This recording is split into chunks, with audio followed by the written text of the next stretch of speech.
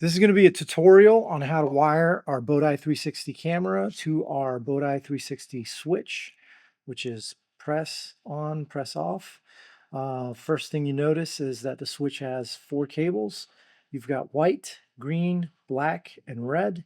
And then if you look at our power harness cable, on one side, you've got red and black, and then you've got this RCA cable. It actually goes either in the RCA jack, AV1, AV2, or if you have a Garmin, it's going to have a BNC connector that goes on there, and that can all be found in your case. And then, of course, this end is the end that gets attached to the back of the camera. So let's get started. If you're using this button right here, first thing you want to do is you want to tie the green and white together. After you get those together, your camera with the inline fuse is going to get tied in with that.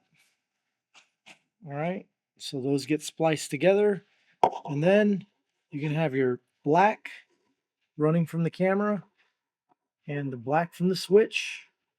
Those are going to be tied together, and then this is going to go to your ground bar, wherever your ground bar is. And then finally, you've got the red cable that's coming off the switch that's going to be connected to your bus bar where there's 12-volt DC power. Okay, once you get all those things connected, you are ready for power.